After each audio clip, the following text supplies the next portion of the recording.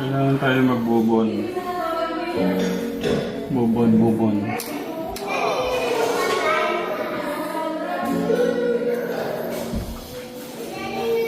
Ito po yung padala ni Tita Julie na ipapadala po. Yan po yung kwarto ni Kuya bago ho tayo iwan. Ganyan po yung kwarto. Hindi ko alam kung sino po dito po lang natulog. Si Kuya Renzo, dito po siya sa baba. Ha? Si Kuya. Hindi, gusto ko lang Tita Pat. Ha? Itong mga, ito kasi ano to eh, ito bagong laba. Tapos gusto ko lang din mapakita ano yung itsura ng kwarto ni Kuya nung bago tayo iniwan. So ganyan po yan. Nagulo lang ako siguro ni Tito John kasi nung mga nakaraan dito sa nagla-live. Ito po, napasok ko lang ito kanina. Nandun ito sa isang kwarto po niya. Tapos nalagay ko na po dyan. Pero marami pa po siyang damit doon. Tapos ito po yung kanyang kulambo. Hindi ko lang ba't nandito to. Nandyan yan. Ito siguro yung mga ibang... ito yung mga bag na ginagamit ko.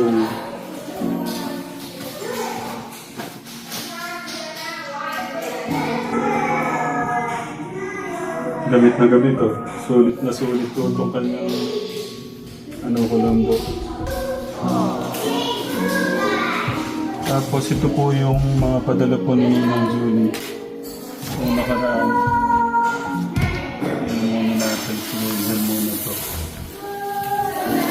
Dito natin dalhin yung Dito ko po ilalagay yung mga bagong laba po yung damit.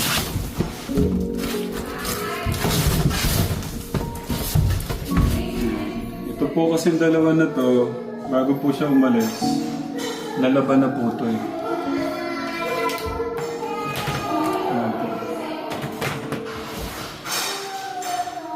Ito yung kanyang uniform. Yan, hindi na ito magagamit. Dapat pala kung magamit na lang ito ng ibang Kaso, itong uniform na to, siyempre lahat naman ang gustong pumasok sa Montessori, alam ko, ayaw nilang bumili yung ganito. Ito po yung mga shirt.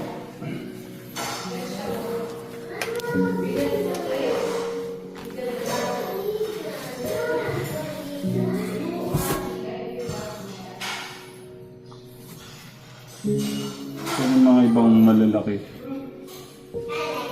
Iwan ko na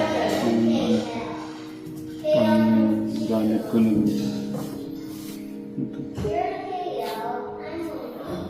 ay pwede mo hindi na lang isama yung sinabi ko ng police. Dito na lang yung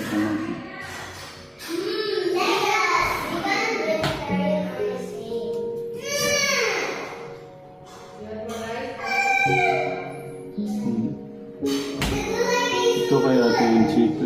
Ito kaya ito yung jail padala.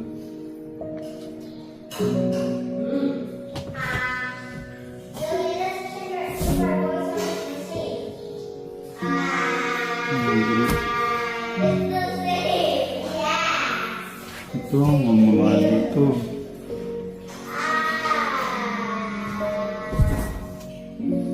Polo.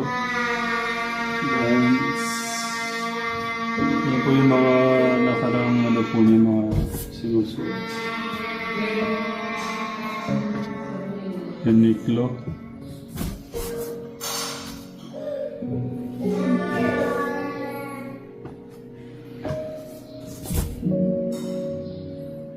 Oxygen.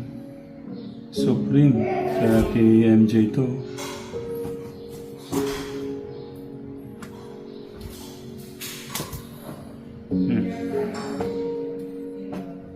May mga sinusuot na pa yan.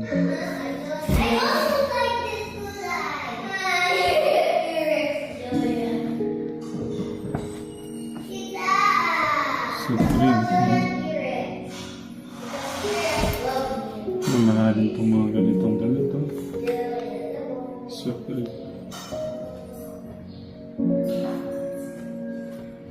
Okay. Muna to.